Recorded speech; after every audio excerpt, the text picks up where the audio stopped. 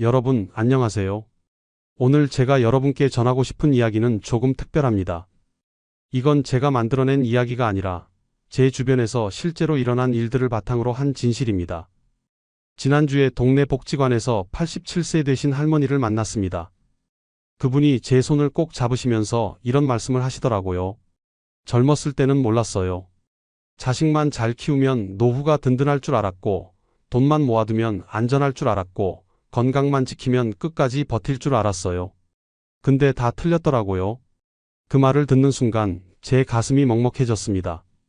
왜냐하면 지금 이 순간에도 많은 분들이 똑같은 착각 속에서 살고 계시거든요. 여러분, 솔직히 생각해 보세요. 지금 무엇을 믿고 계십니까? 자식이 나를 끝까지 지켜줄 거라고 믿고 계신가요? 통장 잔고가 늘어나면 노후가 안전할 거라고 생각하시나요? 건강만 잘 챙기면 문제 없을 거라고 여기시나요? 오늘 이 영상을 끝까지 보시면 그 모든 믿음이 얼마나 위태로운 모래성인지 깨닫게 되실 겁니다. 그리고 동시에 진짜로 우리를 끝까지 지켜줄 수 있는 게 무엇인지도 알게 되실 거예요. 불편한 진실일 수 있습니다. 듣기 싫으실 수도 있어요. 하지만 지금 이걸 알아야 아직 늦지 않았을 때 준비할 수 있습니다. 오늘 제가 말씀드릴 내용은 4가지입니다. 첫째, 자식은 왜 우리 곁을 떠날 수밖에 없는가? 둘째, 돈은 왜 우리 손에서 빠져나가는가? 셋째, 건강은 왜 붙잡을 수 없는가?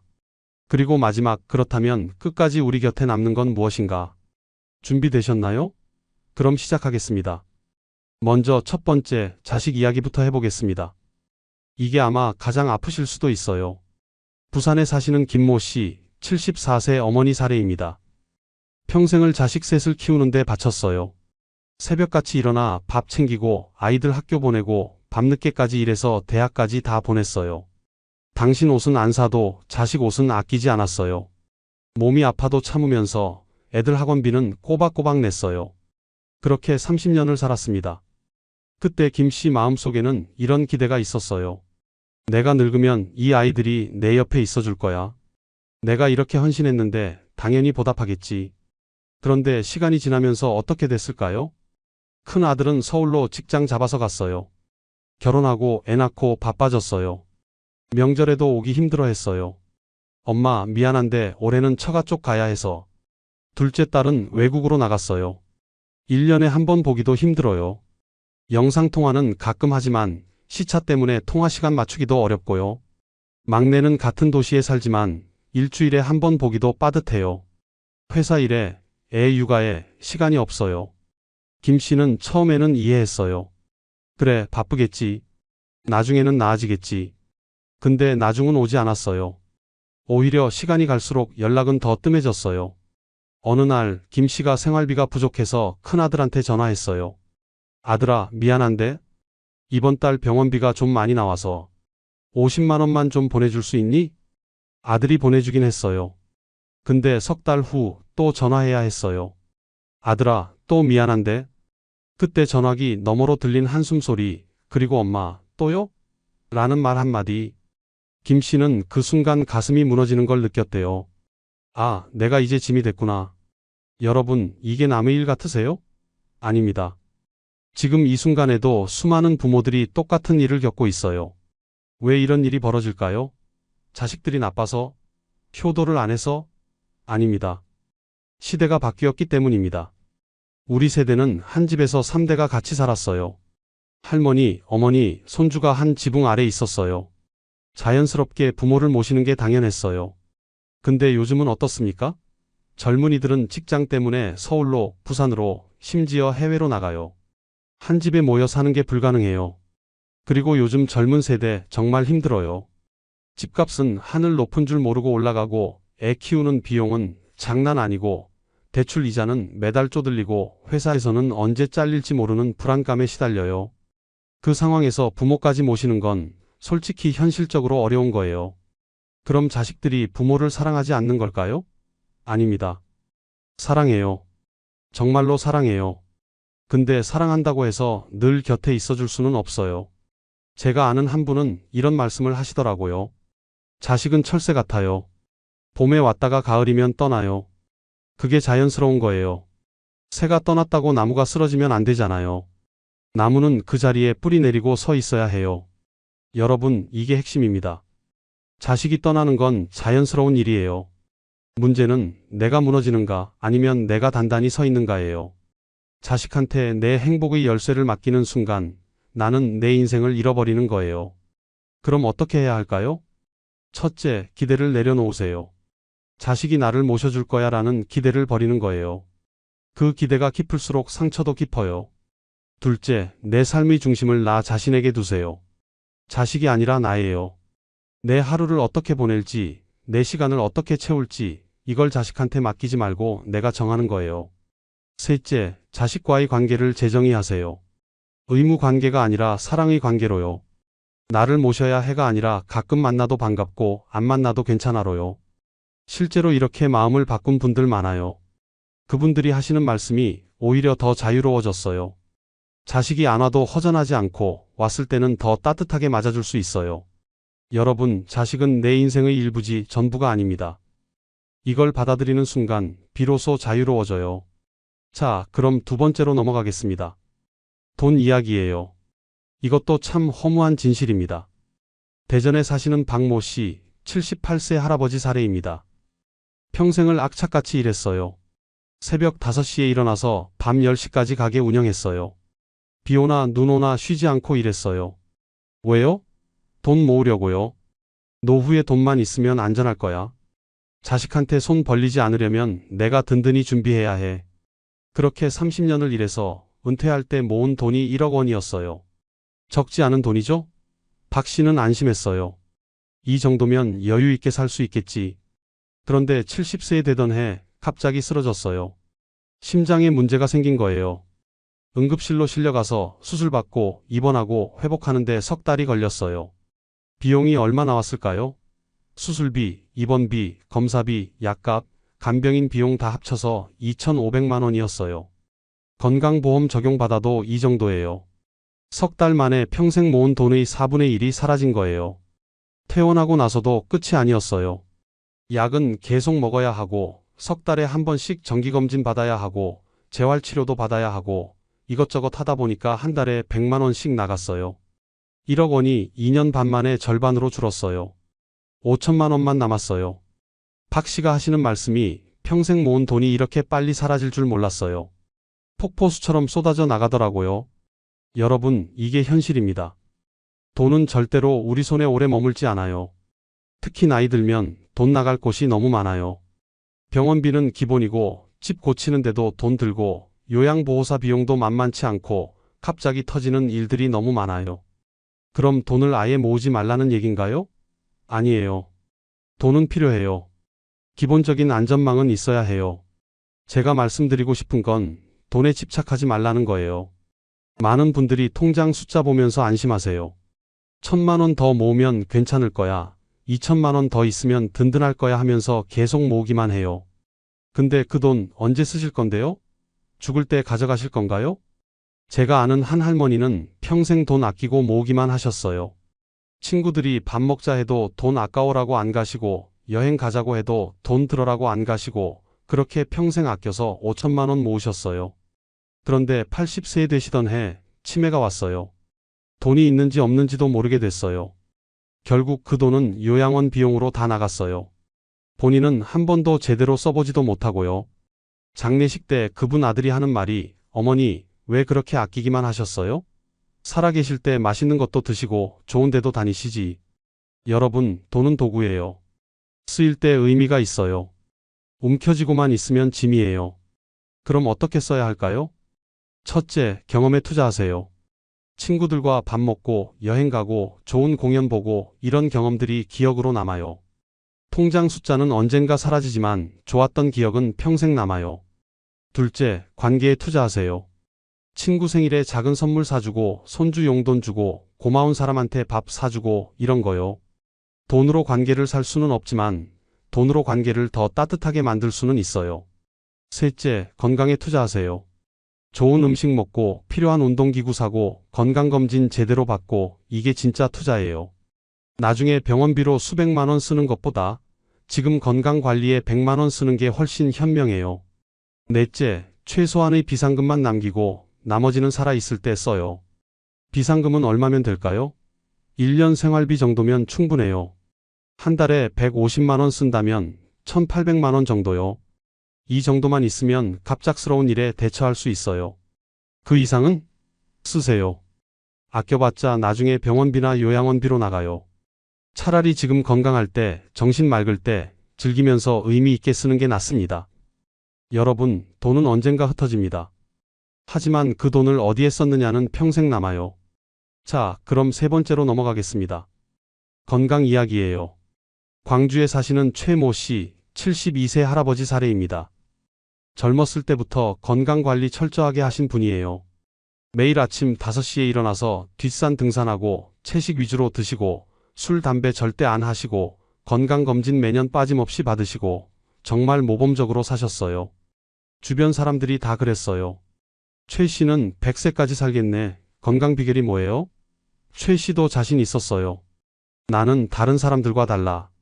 나는 건강관리 제대로 했으니까 끄떡없어. 그런데 70세 되던 해 무릎에 통증이 오기 시작했어요. 처음에는 나이 들어서 그런가 보다 했는데 점점 심해졌어요. 계단 오르기가 힘들고 산도 못 가게 됐어요. 병원 갔더니 퇴행성 관절염입니다. 연골이 많이 닳았어요 하더래요. 최 씨는 충격받았어요. 나는 그렇게 관리했는데 왜? 의사 선생님이 말씀하시더래요. 어르신, 아무리 관리해도 나이가 들면 몸은 닳습니다. 이건 자연스러운 현상이에요. 그 후로 1년 사이에 허리도 아프기 시작하고 혈압도 올라가고 당뇨 진단도 받았어요. 평생 그렇게 관리했는데도요. 최 씨가 하시는 말씀이 내가 건강을 과신했구나. 건강은 내 의지로 영원히 지킬 수 있는 게 아니구나.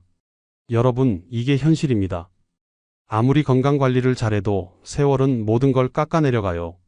세계보건기구 WHO 조사에 따르면 65세 이상 노인의 80%가 한 가지 이상의 만성질환을 가지고 있대요. 10명 중 8명이에요. 이게 뭘 의미하냐면 병은 특별한 게 아니라 자연스러운 과정이라는 거예요. 그런데 많은 분들이 이걸 인정 못해요. 나는 괜찮아, 나는 튼튼해 하면서 자기를 속여요. 그러다가 어느 날 갑자기 쓰러지면 그때야 현실을 깨닫죠. 그럼 건강관리를 아예 포기하라는 얘긴가요? 아니에요. 관리는 해야 해요. 다만 태도를 바꿔야 해요. 건강을 붙잡으려는 삶은 불안하지만 건강을 관리하며 받아들이는 삶은 평온해요. 무슨 차이냐고요? 건강을 붙잡으려는 사람은 나는 절대 아프면 안 돼. 나는 끝까지 튼튼해야 해 하면서 강박적으로 매달려요. 조금만 아파도 패닉에 빠지고 병원 검사에서 이상 소견 나오면 세상이 무너진 것처럼 느껴요. 반면에 건강을 관리하며 받아들이는 사람은 나이 들면 아플 수 있어. 그건 자연스러운 거야. 하지만 최대한 관리는 하자 하면서 편안하게 받아들여요. 아프면 치료받고 관리하고 그러면서 살아가요. 구체적으로 어떻게 해야 할까요?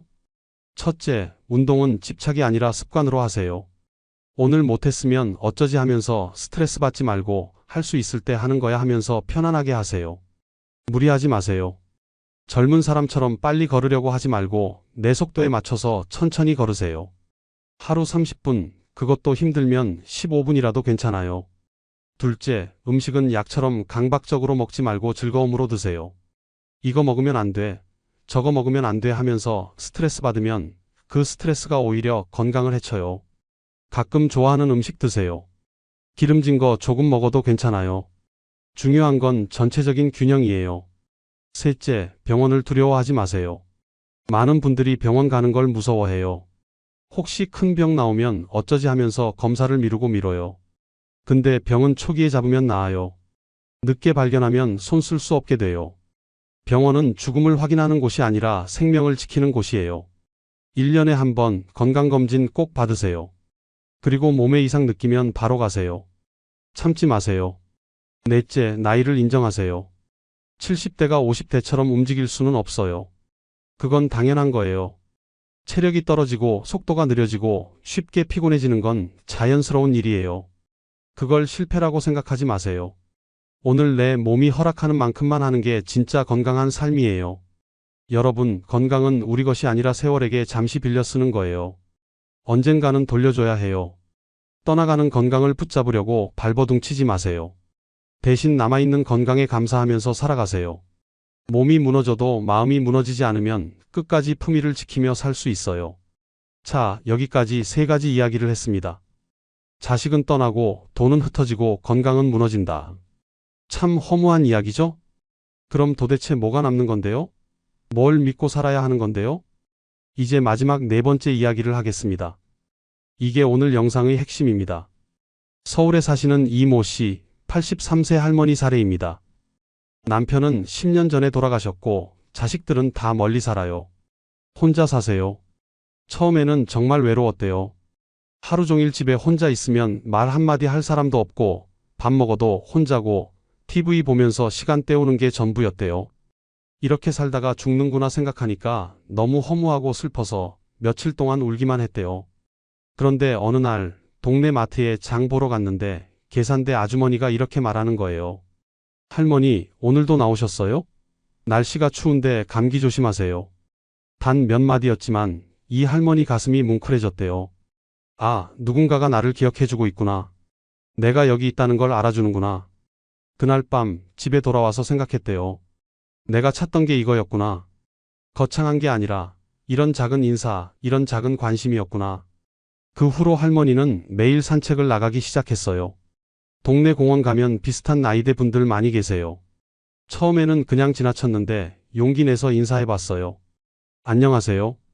그렇게 몇 번 마주치다 보니까 서로 얼굴이 익어요. 오늘도 나오셨네요. 날씨 좋죠? 이런 짧은 대화가 오가기 시작했어요. 한 달쯤 지나니까 같이 걷는 사람이 생겼어요. 석 달 지나니까 매일 만나는 친구가 됐어요. 지금은 일주일에 3번 그 친구들과 공원 산책하고 가끔 같이 밥도 먹고 명절 때는 서로 집에 만든 음식 나눠 먹어요. 이 할머니가 하시는 말씀이 예전에는 자식들 안 오면 외로웠는데 지금은 괜찮아요. 나를 기억해주는 사람들이 있으니까요. 여러분, 이게 답입니다. 마지막까지 우리 곁에 남는 건 거창한 게 아니에요. 큰 돈도 아니고 튼튼한 몸도 아니고 효도하는 자식도 아니에요. 바로 관계예요. 작은 관계들이에요. 동네 마트 아주머니의 짧은 인사, 공원에서 만나는 친구의 따뜻한 미소, 시장에서 물건 사면서 나누는 몇 마디 대화, 복지관에서 만난 이웃과의 소소한 수다. 바로 이런 작은 관계들이 우리를 지탱해줘요. 하버드 대학교에서 80년 동안 사람들을 추적 조사한 연구가 있어요. 수명을 가장 길게 만드는 요소가 뭔지 아세요? 돈? 아니에요. 명예? 아니에요. 건강? 아니에요. 바로 관계의 질이었어요. 좋은 관계를 가진 사람이 더 오래 살고 더 행복하고 더 건강했어요. 그럼 어떻게 이런 관계를 만들 수 있을까요? 첫째, 집 밖으로 나가세요. 집에만 있으면 아무도 못 만나요. 매일 아니면 이틀에 한 번이라도 밖에 나가세요. 산책하러 가든 마트 가든 복지관 가든 어디든 좋아요. 밖에 나가야 사람을 만나요. 둘째, 먼저 인사하세요. 기다리지 마세요. 저 사람이 먼저 인사하면 나도 해야지 하지 말고 내가 먼저 하세요. 안녕하세요. 날씨 좋네요. 오늘도 나오셨네요. 이 한마디면 충분해요. 셋째, 정기적으로 만나는 모임 하나는 만드세요. 복지관 프로그램이든 동네 노인정이든 교회든 성당이든 어디든 좋아요. 일주일에 2~3번 정해진 시간에 정해진 사람들 만나는 거예요. 그러면 외로움이 확 줄어들어요. 넷째, 무거운 관계는 정리하세요. 만나면 기운 빠지는 사람, 늘 불평만 하는 사람, 나를 무시하는 사람, 이런 사람들과는 거리를 두세요. 관계도 정리가 필요해요. 무거운 짐을 내려놓으면 가벼운 관계들이 들어올 공간이 생겨요. 다섯째, 작은 역할을 찾으세요. 복지관에서 자원봉사를 하든, 동네 모임에서 회비를 걷든, 손주 숙제를 도와주든, 뭐든 좋아요. 나는 아직 필요한 사람이야 라는 느낌이 생기면 삶의 활력이 생겨요. 그리고 또 하나 중요한 게 있어요. 바로 품위예요. 많은 분들이 나이 들면 품위를 잃어요. 왜냐하면 체면을 지키려고 하니까요. 체면이랑 품위는 달라요. 체면은 남한테 보여주기 위한 가짜 멋이에요. 비싼 옷 입고 좋은 차 타고 나 이만큼 해 하면서 뽐내는 거예요. 남들 눈치 보면서 살아요. 품위는 나 자신을 받아들이는 진짜 멋이에요. 내 나이를 인정하고 내 형편을 인정하고 그 안에서 최선을 다하는 거예요. 제가 아는 한 할머니는 늘 같은 가디건 입고 다니세요. 비싼 옷은 아니에요. 근데 항상 깔끔하게 다려져 있고 작은 브로치 하나 달려 있어요. 화려하지 않지만 단정해요. 사람들이 말해요. 저분 참 멋있으시다. 품위는 돈으로 사는 게 아니에요. 태도예요. 나이 든 나를 부끄러워하지 않고 자연스럽게 받아들이고 그 안에서 최선을 다하는 거예요. 머리 새하얗게 센 거 숨기려고 염색 계속하지 말고 이게 내 나이야 하면서 당당히 보여주는 거예요. 주름진 얼굴 가리려고 화장 진하게 하지 말고 이게 내 인생의 흔적이야 하면서 자연스럽게 드러내는 거예요. 그게 품이에요. 자, 이제 정리해 볼까요? 자식은 떠나고 돈은 흩어지고 건강은 무너져요. 이건 피할 수 없는 현실이에요. 그런데 끝까지 남는 게 있어요. 바로 관계와 품이에요. 작은 관계들이 외로움에서 지켜주고 품위가 초라함에서 지켜줘요. 이 두 가지가 튼튼하면 비록 혼자 살아도 마음이 무너지지 않아요. 그럼 구체적으로 어떻게 준비해야 할까요? 실천 방법을 말씀드리겠습니다. 첫째, 오늘부터 하루 한 가지씩 실천하세요.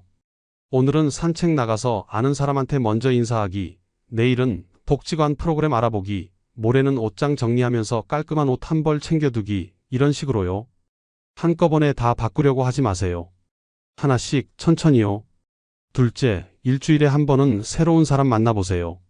동네 모임 가든, 복지관 가든, 교회 가든, 어디든 좋아요. 새로운 얼굴 보고 새로운 대화 나누는 거예요. 처음에는 어색하고 불편해도 몇 번 하다 보면 익숙해져요. 셋째, 한 달에 한 번은 관계 점검하세요. 이번 달에 누구 만났는지, 누구한테 전화했는지, 누구한테 좋은 말 들었는지 적어보세요. 만약 한 달 동안 아무도 안 만났으면 뭔가 바꿔야 한다는 신호예요. 넷째, 3개월에 한 번은 무거운 관계 정리하세요. 만나면 기운 빠지는 사람, 스트레스 받는 관계, 과감하게 정리하세요. 미안해하지 마세요. 내 마음 건강이 더 중요해요. 다섯째, 1년에 한 번은 나를 돌아보세요. 올해 나는 어떻게 살았는지, 뭐가 좋았고 뭐가 아쉬웠는지, 내년에는 뭘 하고 싶은지 생각해 보세요. 일기장에 적어도 좋고 그냥 마음속으로 정리해도 좋아요. 여러분, 마지막으로 이 말씀을 꼭 드리고 싶어요. 노후는 길어요. 60대에 은퇴하면 20년에서 30년을 더 살아야 해요. 그 긴 시간을 뭘 믿고 살 건가요? 자식? 언젠가 떠나요. 돈? 언젠가 흩어져요. 건강? 언젠가 무너져요. 그럼 뭘 믿어야 하냐고요? 오늘이요. 오늘을 믿으세요.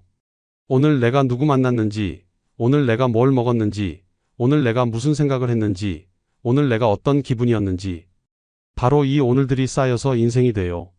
오늘을 잘 살면 내일이 덜 두려워요.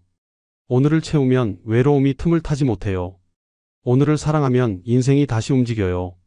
제가 아는 한 할아버지는 매일 아침 일어나면 이렇게 말씀하신대요. 오늘도 눈을 떴구나. 감사하다. 오늘 하루를 잘 살아보자. 그리고 저녁에 주무시기 전에는 이렇게 말씀하신대요. 오늘 하루도 무사히 보냈구나. 고맙다. 이 할아버지가 특별히 돈이 많은 것도 아니고 자식이 효도를 잘하는 것도 아니고 건강이 튼튼한 것도 아니에요. 그런데 늘 웃으세요. 늘 평온하세요. 왜냐하면 오늘에 집중하니까요. 과거를 후회하지 않고 미래를 불안해하지 않고 오늘만 보니까요. 여러분도 할 수 있어요. 지금 당장 시작하세요. 창문 열고 밖 한번 내다보세요. 날씨가 어떤가요? 햇살이 좋나요? 비가 오나요? 그걸 느껴보세요. 차 한 잔 따라서 천천히 마셔보세요. 따뜻한가요? 맛이 어떤가요? 그 순간을 느껴보세요. 오늘 만날 사람 생각해보세요. 누구한테 전화할까요? 누구한테 인사할까요? 그 관계를 소중히 여겨보세요. 바로 이런 것들이 오늘을 사는 거예요. 이런 오늘들이 모이면 여러분의 노후는 외롭지 않고 초라하지 않고 무너지지 않아요. 자식이 없어도 돈이 없어도 건강이 완벽하지 않아도 당당하고 품위 있게 살 수 있어요. 여러분, 오늘 이 영상 보시면서 어떤 생각 드셨나요? 아, 나도 자식한테 너무 기대하고 있었구나. 돈만 믿고 있었구나. 건강을 과신하고 있었구나 하는 깨달음이 있으셨나요? 그럼 오늘부터 바꾸세요. 아직 늦지 않았어요. 지금 70 되시면 아직 10년에서 20년 남았어요. 충분해요. 지금 60 되시면 20년에서 30년 남았어요. 얼마나 많은 시간이에요. 지금 50 되시면 지금부터 준비하면 완벽해요. 중요한 건 지금 시작하는 거예요. 내일부터가 아니라 오늘부터요. 오늘 산책 한번 나가보세요. 오늘 옛날 친구한테 전화 한 통 해보세요. 오늘 거울 보면서 오늘도 수고했어 하고 한번 말해보세요. 이게 시작이에요. 여러분, 노후는 준비하는 사람에게만 따뜻해요. 준비 없이 맞이하면 외롭고 초라하고 불안해요. 하지만 제대로 준비하면 자유롭고 품위 있고 평온해요. 그 준비는 거창한 게 아니에요. 오늘을 사는 거예요. 관계를 만드는 거예요. 품위를 지키는 거예요. 이 세 가지만 기억하세요. 자식도, 돈도, 건강도 언젠가 떠나지만 오늘과 관계와 품위는 끝까지 남아요. 이게 오늘 제가 드리고 싶었던 메시지예요. 오늘 영상이 도움이 되셨다면 구독과 좋아요 눌러주시고 특히 부모님이나 주변 어르신들과 꼭 공유해주세요. 그리고 댓글로 여러분의 생각도 나눠주세요. 저는 오늘부터 이렇게 시작하겠습니다. 이 부분이 마음에 와닿았습니다. 뭐든 좋아요. 여러분의 댓글 하나하나가 다른 분들한테 큰 힘이 됩니다. 다음 영상에서는 50대부터 준비하는 관계 만들기 실전편을 준비했어요. 구체적으로 어떤 모임에 가야 하고 어떻게 친구를 만들고 어떻게 관계를 유지하는지 실전 팁을 알려드리겠습니다. 다음 주 같은 시간에 뵙겠습니다. 오늘도 건강하시고 무엇보다 오늘을 사랑하는 하루 보내세요. 감사합니다.